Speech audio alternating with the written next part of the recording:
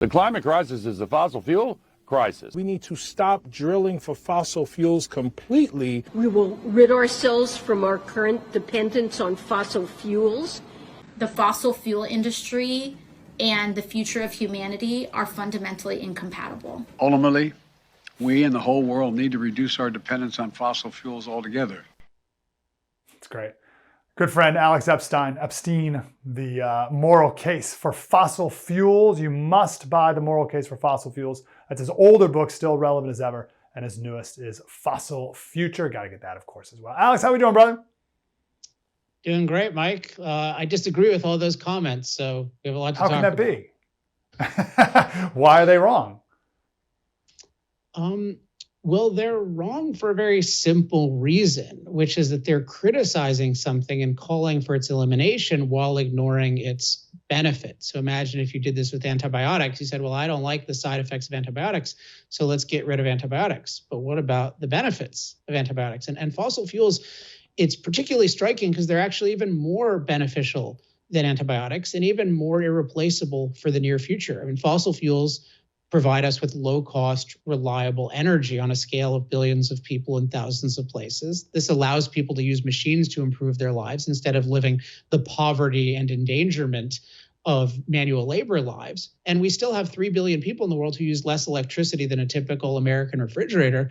And also, fossil fuels help us be safer than ever from climate. So we're safer than ever from disasters like storms and floods. If you actually look at the death rate, which the opponents of fossil fuels don't, that death rate is down by a factor of 50 from climate disasters over the last 100 years. So fossil fuels are just like the most beneficial thing in the world. They have no near-term replacement. We can talk about that. And people are ignoring this just in the name of only fixating on and exaggerating negative side effects.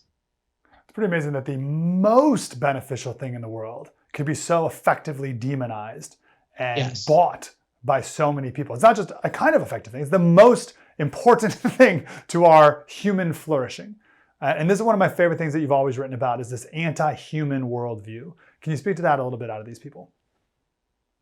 Yeah, so there's this question of, well, if this is really the most beneficial thing, and I think the facts really bear out that it is, and it in fact protects us from the thing they're concerned about. Like it makes us safer from climate to the point where in the US, right, we can deal with any climate imaginable, whether it's polar Alaska or swampy Florida or scorching Texas, it doesn't matter, right? If you have a lot of energy, you master climate. So why would you be so afraid of 1 degree or 2 degrees of climate change? It doesn't make any sense. So then you think, well, what's driving this? Why are smart people doing this? And the ultimate answer is that they're not really optimizing for human life or what I would call a human flourishing. When they're thinking about the planet, they're not thinking about, I want it to be the best possible place for humans to flourish. Because if you believe that and you know anything, you have to be pro-fossil fuels for the foreseeable future. They want the planet that is least impacted by humans. That's the overriding goal, whether some of them realize it, some of them don't. But they're optimizing for a planet where humans have as little impact as possible. And that's why they hate the idea of man-made climate change. Not because it's so bad for us, like we're thriving despite whatever climate change is occurring. It's because they think it's wrong for us to impact nature, including climate. And that's an anti-human view. I mean, what if you had the view that lions shouldn't impact nature, that beavers shouldn't impact nature, that birds shouldn't impact nature? You would think of the person as anti-lion, anti-beaver, anti-bird. Same thing with humans. If you hate human impact, you hate human beings. They're pretty explicit about it too from time to time. We played the clip in the first segment of Jane Goodall saying if she had one dream in the world, it would be to get our population down to what they were, whatever, hundreds of years ago. So how are they, have you gone one step back further as to where that comes from, that anti-human view? Yeah, and just so you know how anti-human it is when you talk about the population of the past, we have 8 billion people. Right? It wasn't too long ago when we had 1 billion people. If you're talking about the recent past, like 200 years ago, you're talking about 1 billion people or less than 1 billion people. I mean, how do you expect to get there? Nobody's allowed to have kids and you're killing a lot of people, right? One way or another. So it's just such a murderous thing to just casually talk about 1 billion people or 500 million people. And I just want to highlight that, how anti-human that is. Now, in terms of where it comes from, there's a very interesting kind of history of it, because in a sense, it's a modern perversion. What you have in primitive times is a kind of nature worship where you are afraid of, you're against human impact, not because you think humans are bad, but you're just afraid of nature gods punishing you. So you're afraid, like, if I do the wrong rain dance, or like it's going to cause problems or something like that, or if I do this, it's angering the gods. And you don't have a physical understanding of how the world works, so it's kind of understandable. But the modern version really says it's not really the belief that our impact is just going to destroy us, although they definitely promote that. It's really that there's something bad about humans, and we're bad, and we're bad in relation to the rest of nature. So it's like this original environmental sin that we have. So we're the evil ones, and the rest of nature is good. And I think what's happened with this view, which has existed for a long time, but it was really popularized in the American and European school systems in the 60s and 70s, the political left in those places, and this was very well documented, including by Ayn Rand, whom I'm a huge fan of, in her book, The Anti-Industrial Revolution. It was documented that they wanted a new cause once communism was failing. And one of the causes that they picked was, let's oppose capitalism because it's against nature and against the environment. But they weren't thinking of it as, let's have a good environment for human beings. They were thinking of it as, no, the environment is something superior to us. The non-human is superior to the human, and we should sacrifice to it. And they just put that through the schools and embedded it in everyone's thinking. Yes, brilliant. Fantastic. And the Anti-Industrial Revolution, gosh, I haven't thought of that book in a while. I got to get back to it. Trump the other day said, when I'm dictator on day one, I want to drill. And I think it was Joe Scarborough or someone said, that's ridiculous. We're now drilling for more oil now than we've ever drilled before. What's the truth on our oil production here in America and what we need to understand about oil independence, which I think is just a term that people throw around, but I'd really like to get a better definition of what that means. So in terms of dependence, I think the best term is security, energy security, oil security, because independence has this implication of you're producing every single thing yourself, like you're a subsistence farmer or something, and doesn't quite capture it. What you want is a high security of supply. I mean, the main thing you want is just cost effectiveness, but you want that part of that is obviously it has to be secure. If it's insecure, it's not truly cost effective. The cost effectiveness is an illusion, which you saw somewhat with Europe and dependence on Russia for natural gas in particular. So that's the issue of in terms of our, like, we want to be secure. Now, in terms of the supply, it's really remarkable to me how dishonest this is, because basically Biden ran on, I guarantee you we're going to end fossil fuel, kind of like Obama ran on, I'm going to end the tyranny of oil. The age of oil must end in our time. And then what happens is they're not as successful at restricting production as they intend to be.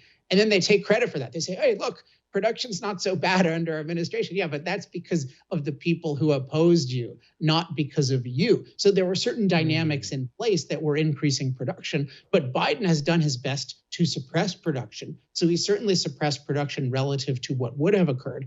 And most importantly, he is threatening the future of production. You don't get lower gasoline prices by changing your policy today and it affects today. It's the policy of yesterday. So he is hurting many, many future tomorrows through his energy policies. Great point. So technological progress, we live in an era where it gets better and chips get smaller and processing speeds get faster, et cetera, et cetera.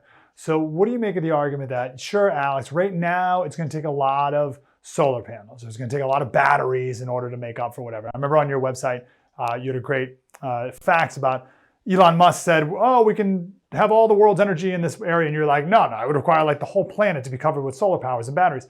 But Alex, things get better. Batteries are going to get smaller, more efficient, more effective. We got to get this process moving now so that one day we'll be able to get there. What do you say to that? Well, with the Elon thing, yeah, people can check it out at energytalkingpoints.com. It's not the whole planet, but it's like more than all of human development. So it's a lot of space. And that's a perfect example of the fallacy in what you're saying, because there's obviously something true in that technology improves.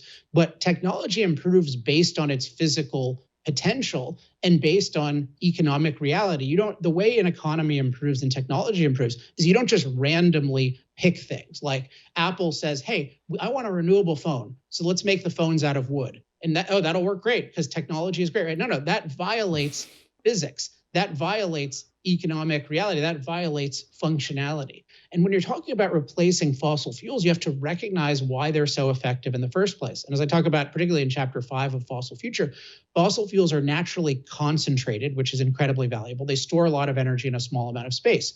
Wind and solar don't. fossil fuels are naturally stored. So they're like a natural battery, which ends up being very, very cheap compared to having to store energy on your own. Solar and wind aren't a natural battery. They're natural intermittent flows of energy. So you have to have man-made storage if you want to use them on their own. And then they're also naturally abundant, which in a sense solar and wind are too. But if you're going to replace fossil fuels or try to replace them, you need to respect the physics, you need to respect economic reality, and nature to be commanded must be obeyed. So the green movement saying, hey, we want to replace fossil fuels with solar and wind, and then waving their hands and saying technology will do it, and somehow freedom will do it, which they're suddenly allegedly in favor of freedom, even though they want to dictate the solution, that's not freedom, that's not technology. If you're really pro a good replacement for fossil fuels long-term, you look at nuclear, because nuclear is naturally concentrated, naturally stored, much more concentrated than fossil fuels. But yeah, this green movement, the fixation on solar and wind is not an attempt to come up with better energy. It's an attempt to come up with an excuse for rapidly eliminating fossil fuels and, quote, protecting the climate from our evil impact. It's just hand waving that says, oh, don't worry, we've got a replacement, even though it makes no sense at all. That's right. All right, last question for you. When you get tapped to be the energy secretary in the Trump White House, what's the first thing that you would do?